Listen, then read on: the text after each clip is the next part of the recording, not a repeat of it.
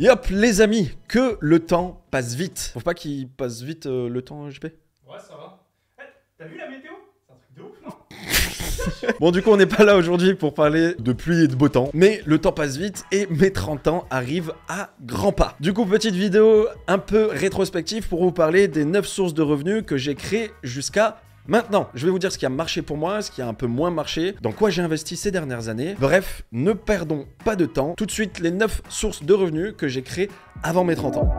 Ah, et j'oubliais, petit disclaimer quand même. Oui, je vais parler de mes business et parfois aussi d'argent, je le répète, mais ce n'est pas pour impressionner ou prouver quoi que ce soit. Je partage juste mon expérience sur les différentes choses que j'ai pu lancer. Donc les quelques haters, rangez vos couteaux et désolé si cette vidéo peut déranger certains, mais si vous n'aimez pas ça, alors je vous invite à visionner un autre contenu. Bonne ambiance de merde pour commencer la vidéo. Ouais, c'est pas mal, ouais. C'est pas mal.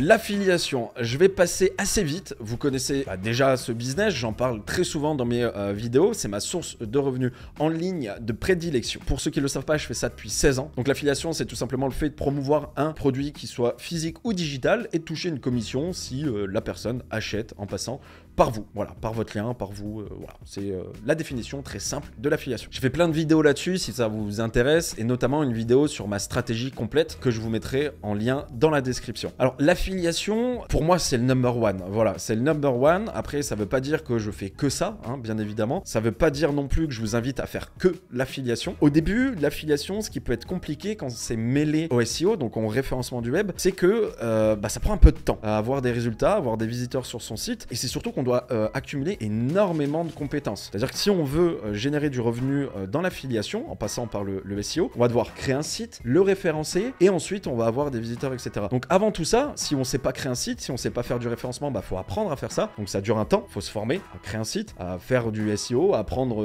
l'affiliation, etc. Donc là, prenez déjà quelques semaines, voire 2-3 mois de formation pour comprendre ça. Derrière, faut le mettre en pratique, c'est-à-dire ce que vous apprenez, faut le mettre en pratique. Vous apprenez théoriquement comment créer un site internet, c'est bien beau, mais derrière, faut le faire, faut le mettre en pratique. Et du coup, une fois que vous avez la théorie, que vous mettez en pratique, il va y avoir le référencement qui prend du temps. Et là, on se remet à Google. Et c'est Google qui va, si vous avez bien bossé, faire monter votre site un petit peu comme ça sur les moteurs de recherche. Et du coup, c'est là où vous allez avoir vos premiers visiteurs, vos premières commissions, vos premières pépettes. Donc, au début, l'affiliation mêlée au SEO, ça peut être un petit peu long, surtout si vous avez zéro connaissance. Mais c'est le business qui, pour moi, est le plus rentable sur le long terme. J'ai très souvent fait le parallèle avec l'immobilier, avec l'affiliation, c'est que vous allez ensuite avoir des rentes très souvent. C'est clairement le business que je vous recommande sur le long terme, vraiment. Et voilà, donc affiliation, trophée en or, médaille en or, c'est le best à faire. Après, il y a des points positifs, points négatifs, et le point qui est un peu plus négatif, c'est que ça prend un peu plus de temps. Faut être patient. Et pour ceux qui sont intéressés par l'affiliation, dans la description, bien évidemment, vous pouvez rejoindre la masterclass où je vous explique, ça n'engage à rien, et je vous explique en fait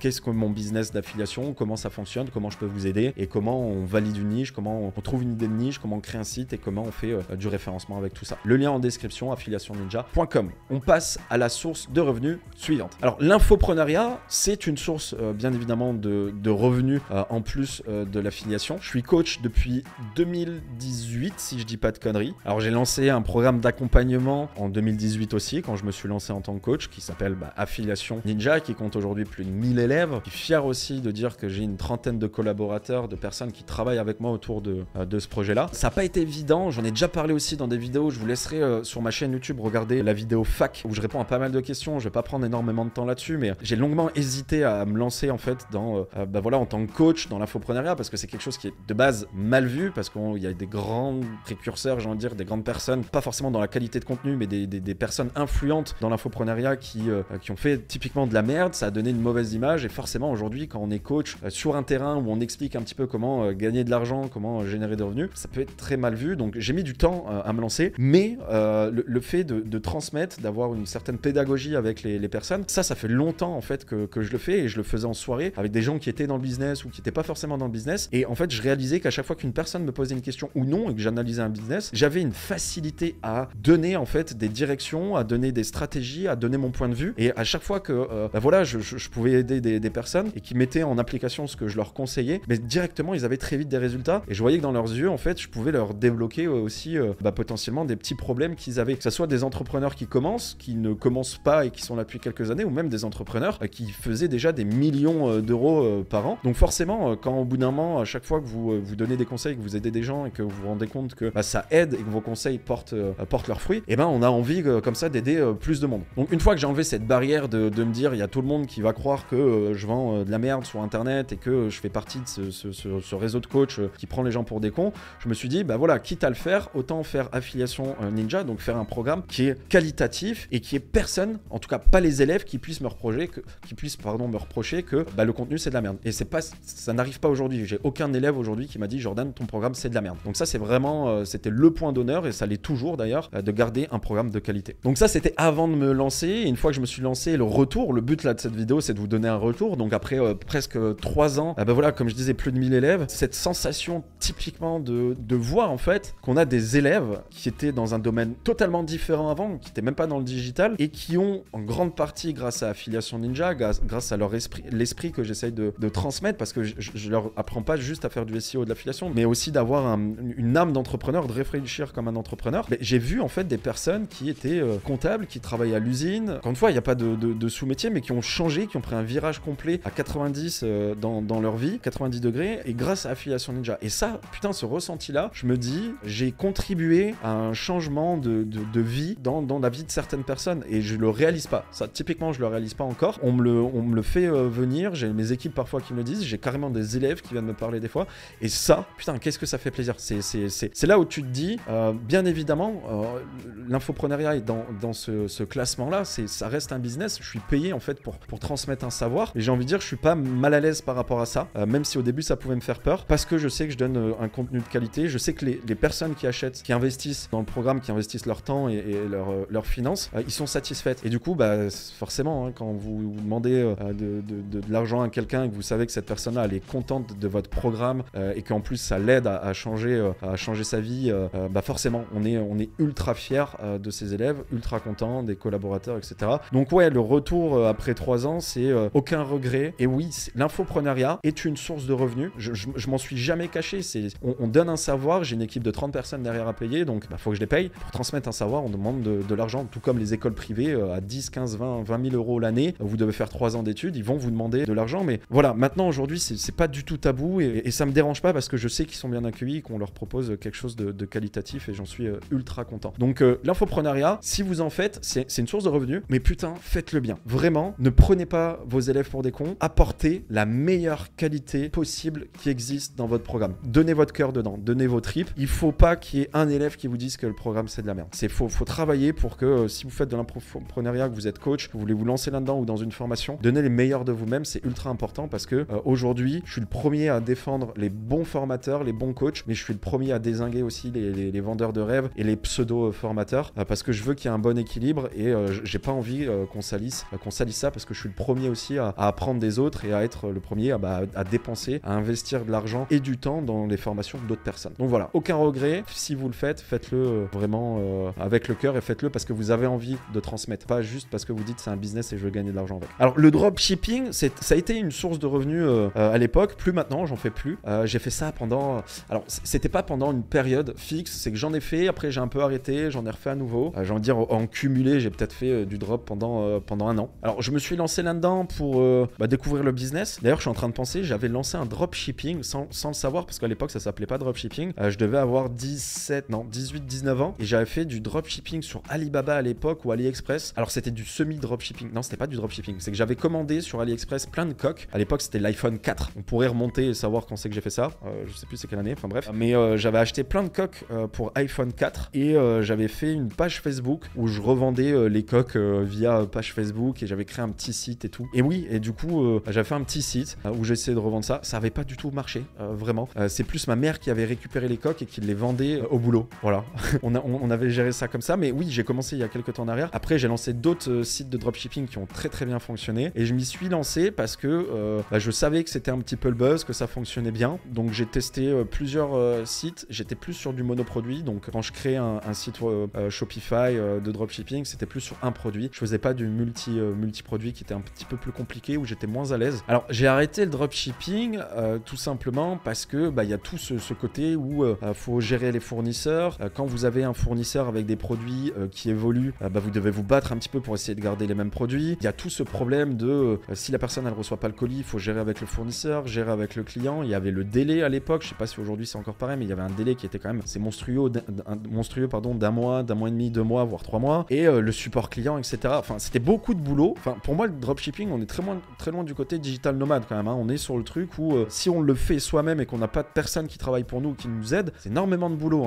Le dropshipping tous les jours, ça va être de checker le support client. Je parle d'un dropshipping, d'un site qui marche bien, c'est support client. C'est aussi en grande partie, soit on peut le faire avec du SEO, donc du référencement web, ou soit de l'achat de trafic. Bon, l'achat de trafic, c'est une bataille constante avec Facebook, si on travaille avec Facebook. Et pour le référencement, à la limite, le dropshipping mêlé au SEO, c'est là où, je l'ai pas fait ça à l'époque, mais c'est là où ça pourrait être intéressant. Mais du coup, ouais, j'ai arrêté pour tous ces petits trucs de gestion dropshipping, et aussi, pour être très transparent, à l'époque, je sais pas encore aujourd'hui si ça a changé, mais à l'époque, les produits, pour être rentable sur du dropshipping, quand moi je faisais de la publicité sur Facebook, il fallait que je vende le produit au moins 10 fois plus cher en fait. Donc j'étais un petit peu mal à l'aise quand même de trouver des produits chinois sur AliExpress, de faire du x10 sur des produits qui n'étaient pas forcément tout le temps incroyables. Donc il y avait ce côté où même je m'affichais pas, que le site c'était une vitrine, c'était pas Jordan Braco qui vendait des produits, je me sentais un petit peu mal quand même parfois de vendre des produits 10 fois plus chers, mais j'étais obligé parce que sinon j'étais pas rentable en fait si derrière j'enlevais les taxes, la TVA, si j'enlevais les frais de la pub, etc. Donc j'étais obligé, mais j'étais presque soulagé quand j'ai arrêté le dropshipping et que je me suis à nouveau concentré sur d'autres business. Alors le POD, Print on Demand, j'en ai fait, j'en ai pas fait beaucoup, mais j'en ai fait sur des lancements, sur des petits lancements. POD, pour ceux qui connaissent pas, c'est Print on Demand, c'est tout simplement le fait de travailler avec des sites comme Teasly, Teespring, c'est le premier qui me vient à l'esprit comme ça, et vous pouvez en fait tout simplement sur un t-shirt imprimer, alors ça peut être un t-shirt, des mugs, casquettes, etc. À l'époque il y avait que des polos, et vous pouvez imprimer ce que vous voulez, un logo, un texte, etc. C'était la mode à l'époque, je le vois beaucoup moins là sur Facebook, je suis beaucoup moins target. C'était l'époque de je suis né en 1992, blablabla, enfin c'était ces conneries là. Alors oui, on en a fait, c'est à l'époque où j'étais encore avec mes associés, qui a bien marché. À l'époque on était sur la niche, je peux le dire maintenant, on n'est plus du tout dedans, on était sur la niche de, il y avait le film Mr. Grey qui était sorti, on avait fait des t-shirts avec une menotte comme ça pour cibler pour les meufs, et c'était les fissages vont au paradis et les autres vont chez Mr. Grey, avec un truc un peu sensuel comme ça. Le film il avait cartonné, on avait créé une page Facebook qui était montée je crois à 50-60 000 fans à l'époque, et à l'époque les pages Facebook c'était ultra puissant parce qu'il y avait un reach où dès que vous mettiez une publication, il y a beaucoup de personnes qui voyaient ça, donc ça on l'a mêlé à de la publicité et ça marchait super bien, ça a duré un temps, ça a duré 2-3 mois, et puis après on a fait 2 tests sur le POD et tout. On n'a pas fait énormément d'argent avec, je sais plus, je pense qu'à l'époque on avait fait 30 ou 40 000 balles, peut-être 50 000 balles max. C'était sympa en vrai de tester, mais le POD je vous invite, il y en a qui en vivent de ça, je vous invite à vous renseigner, ça peut potentiellement vous intéresser. Le POD ça peut être vraiment pas mal si vous voulez tester un logo, si vous voulez tester un petit peu le côté textile, si vous voulez tester ça avant de passer par des fournisseurs avec qui vous allez dépenser beaucoup plus d'argent, d'avoir vos propres textiles, etc. C'est bien de faire des tests dessus si vous voulez. Donc voilà. Mais c'est un monde à part qui est très proche de la mode, en quelque sorte, où j'ai fait de l'argent dessus. Après, voilà, j'en ai pas fait non plus mon métier. Alors l'investissement immobilier, bien évidemment, c'est une source de revenus. J'ai investi, je suis tellement nul dans le... Tu sais, j'arrive jamais à me rappeler que c'est telle date que j'ai fait ça et tout. J'ai investi dans l'immobilier,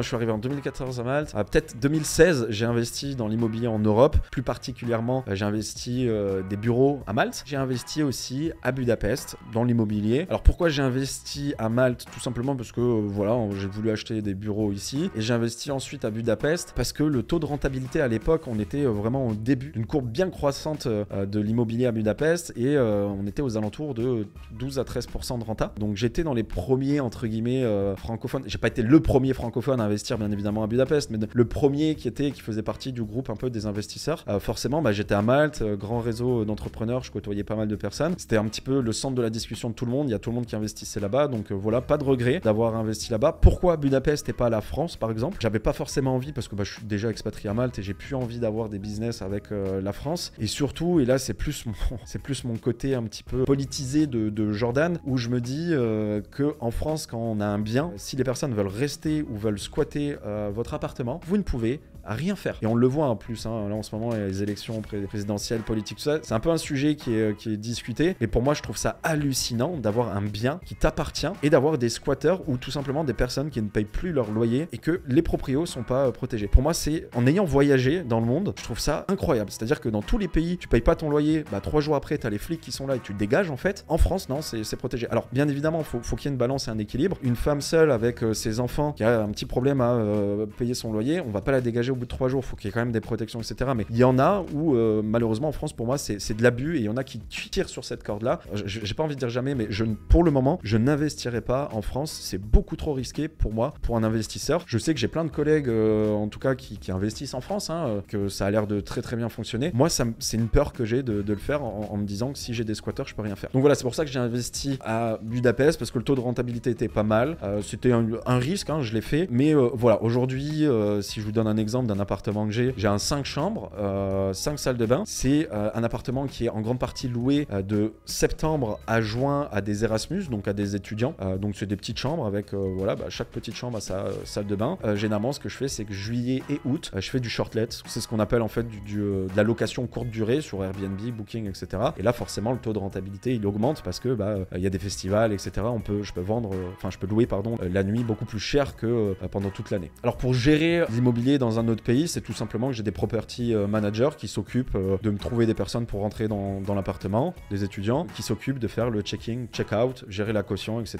Me payer aussi le loyer. Et donc il y a une personne qui s'occupe de ça. Donc un appartement comme ça, comme je vous disais, de 5 chambres, à Budapest, faut voir que moi je reçois entre 1300 à 1500 euros de rente par mois. Voilà, donc je reçois bien plus qu'un SMIC en ayant fait certains investissements-là. Alors est-ce que je vais continuer à investir dans l'immobilier? Je ne crois pas. Je pense même en fait revendre mon appartement. Il n'y a rien de sûr, mais je suis en train de me poser la question pour me concentrer et investir un peu plus sur le côté bourse, trading, crypto. Beaucoup plus risqué, faites gaffe, mais je commence bien évidemment à avoir pas mal de connaissances, à prendre de l'expérience et à avoir des gens autour de moi qui sont très bons dedans. Donc ça pourrait être éventuellement en 2022 ou 2023 une vente d'appartements et de l'investissement dans les cryptos. Alors investissement en crypto, c'est bien, ça fait une bonne transition. J'ai investi en crypto en quelle année? Encore une fois, on y revient. J'avais déjà mes associés qui étaient sur Malte. J'ai investi, si je dis pas de bêtises, en 2015-2016 dans les Zola. J'ai commencé à acheter de la crypto. Alors à l'époque, j'ai décidé d'investir dans la crypto parce que forcément, on en entendait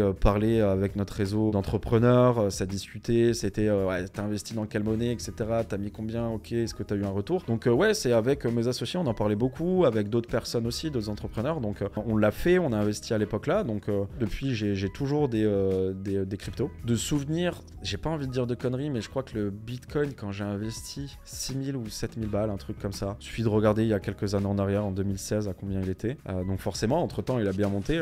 C'est là où on se dit que l'investissement, certes, est risqué, je vous le rappelle, mais ça peut rapporter très vite beaucoup d'argent. Au jour où cette vidéo va sortir, je sais pas du tout ce sera quoi le cours du Bitcoin, mais on a tendance avec le Web 3.0 quand même à aller vers une tendance qui est pour moi assez haussière. Donc ma stratégie au niveau de la crypto, je suis plus sur de l'investissement long terme. J'ai fait pas mal de trucs, j'ai fait du day trading, donc c'est tout simplement le fait de faire du trading à la journée. Il faut être très très bon là-dedans. J'ai perdu un peu d'argent là-dedans, j'en ai gagné aussi, mais je suis plus stratégie quand même long terme, c'est-à-dire que je vais repérer une crypto, je vais potentiellement garder, suivre, et au bout d'un moment, je vais investir dessus et je vais hold, donc je vais attendre entre guillemets. Et c'est le cas entre guillemets pour la monnaie Ultra, voilà, qui est dans le monde du jeu vidéo, tout ça, je vous laisserai checker, où ça faisait pas mal de temps que je l'ai suivi et puis j'ai mis pas mal de billes dedans parce que c'est un projet auquel je crois énormément. Et voilà, donc ce qui est très compliqué, c'est que j'ai beaucoup de projets, je suis occupé à faire plein de choses, j'ai pas assez de temps pour mettre dans la crypto à fond en fait. C'est-à-dire que j'aimerais avoir plus de temps pour la crypto parce que je sais que je suis en train de passer à côté de certaines choses, mais je peux pas pour le moment. C'est-à-dire qu'il faut faire des choix. Voilà, j'ai fait des choix de travailler sur la affiliation Ninja, sur le projet Serial Caviar. Je vais m'y mettre et je vais m'y mettre encore plus à fond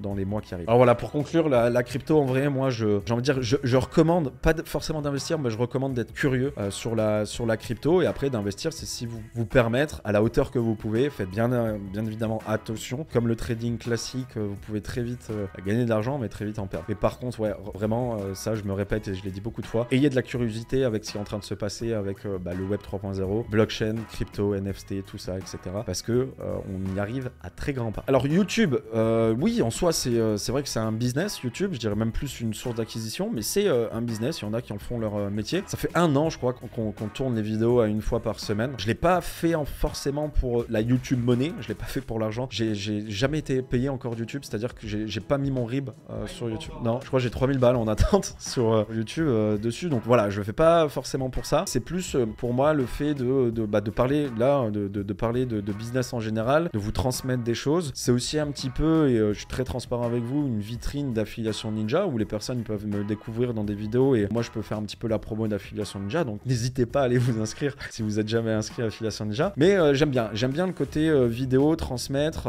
et voilà, d'essayer de faire des nouvelles choses aussi. Vous avez pu le voir si vous regardez notre chaîne YouTube. On a essayé plein de concepts, on est encore en train de se chercher sur certains formats même. Mais voilà, j'aime faire et tester. Puis ouais, on kiffe, hein, JP, à faire le...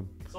C'est cool. C'est pour ça qu'on est toujours là. Ouais, c'est pour ça qu'on est toujours là, c'est cool. Donc nous on se retrouve tous les vendredis, là 1 semaine sur 2 à tourner et c'est bien cool. Donc ouais, moi si je peux vous donner des conseils sur YouTube, ça peut être un business. Alors vous attendez pas à gagner juste de l'argent avec YouTube, en sachant que moi dans le domaine où je suis classé dans le domaine entrepreneurial, business. Donc moi par exemple, pour 1000 personnes qui vont regarder ma vidéo, je peux avoir un revenu qui est assez énorme, hein. Ça peut être entre 30 € à, j'ai déjà eu 90 € pour 1000 personnes à peu près, ce qui est énorme, vraiment, même un peu moins de 1000 vues, donc généralement ça peut être très très gros. À titre de comparaison, quelqu'un qui va faire des vidéos de jeux vidéo, il peut toucher sur 1000 vues peut-être, je sais pas, 1 € ou un petit peu plus. Donc voilà, tous ceux qui sont dans le trading, business en ligne, crypto et qui ont de la publicité sur leurs vidéos, ils gagnent énormément d'argent s'ils font beaucoup de vues parce que les annonceurs qui apparaissent sur les vidéos là, ça va être des annonces sur le trading, sur le business, etc. Donc c'est des gens payent beaucoup plus, qui ont un coût pour payer les publicités bien plus haut que quelqu'un qui va diffuser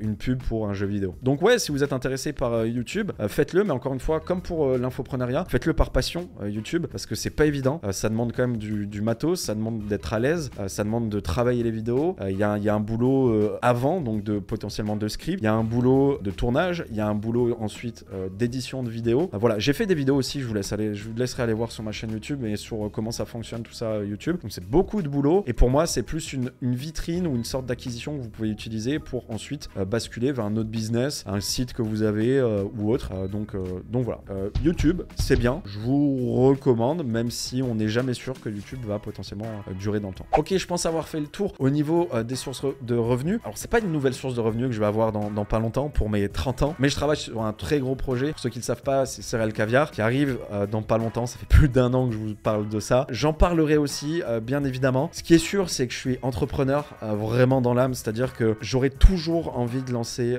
un projet, quelque chose de nouveau. Si en plus de ça, quand je lance un projet, ça peut aider des gens, ça change potentiellement la vie de certaines personnes, forcément on en devient addict de lancer des projets, de bien évidemment, si vous pouvez gagner de l'argent avec ça, que ça change la vie de certaines personnes et que derrière que ça englobe tout, c'est-à-dire que la boucle est bouclée, et on a encore envie de lancer d'autres projets et d'aller dans d'autres domaines. C'est pour ça que autant avant j'étais dans l'ombre à faire l'affiliation, dropshipping, du POD, après j'étais un peu moins dans l'ombre, j'ai créé Affiliation Ninja. Maintenant mes élèves le savent, je ne serai pas coach toute ma vie, donc je suis en train de créer Céréales Caviar, je suis en train de créer d'autres projets. J'ai aussi pour projet qui sera potentiellement une source de revenus, que je pourrais vous en parler, ça serait de créer en fait tout simplement des events avec pas mal de monde, donc c'est tout simplement louer une salle, faire un petit peu le show, avoir des invités, vous parler en direct, c'est-à-dire vous voir en vrai, communiquer. Ça c'est quelque chose que j'ai vraiment envie de faire. Malheureusement pendant ces 2 dernières années, sauf si vous étiez dans une grotte, il y avait un putain de virus qui nous a tous emmerdés, mais voilà, ça serait bien évidemment une source de revenus. Alors faut savoir aussi que quand vous organisez un gros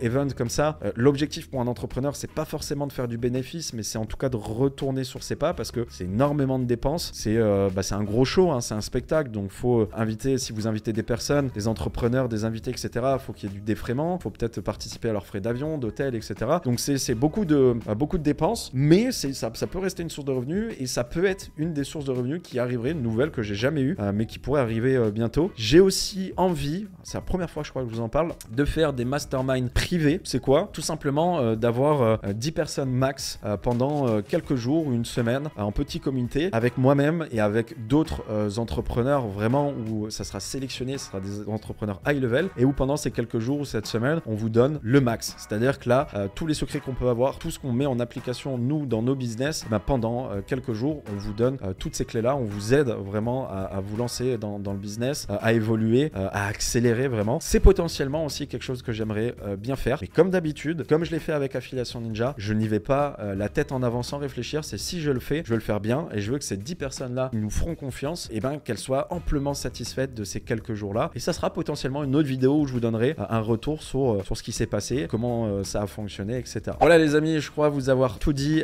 au sujet des différentes monétisations, revenus que j'ai pu faire depuis toutes ces années. Le temps passe extrêmement vite. Par exemple, ces 3 dernières années, j'ai l'impression qu'elles ont duré 6 mois. C'est passé à une vitesse vraiment incroyable. Alors si j'ai un conseil à vous donner, c'est de jamais attendre pour vous lancer dans un projet qui vous tient à cœur. Tentez, cassez-vous la gueule si vous devez vous casser la gueule, mais tentez-le. Au moins, vous n'aurez pas de regrets derrière. Vous aurez testé et même que si ça a échoué une fois, vous allez potentiellement revenir sur votre projet avec de meilleures armes pour réussir ce projet-là. Et oui, car les années s'affilent et on a toujours tendance à regarder dans le rétroviseur avec des regrets. Bref les amis, j'espère que cette vidéo vous a plu. Si c'est le cas, comme d'habitude, n'oubliez pas de laisser un commentaire, un petit pouce en l'air, ça fait vraiment plaisir. C'est important et ça nous motive à produire encore plus de contenu. Pensez aussi à vous abonner, la petite cloche si vous voulez être notifié des prochaines vidéos et de celles qui vont sortir la semaine prochaine. Aussi, n'hésitez pas si vous voulez suivre un petit peu mon quotidien à venir sur Instagram, Jordan Braco, et sur mes différents réseaux sociaux. Je suis aussi sur Facebook. Oui, bah j'ai 30 ans, hein, qu'est-ce que vous voulez, je suis encore sur Facebook. Merci à toutes et à tous de m'avoir écouté. C'était Jordan Braco. Merci à toi JP. Peace.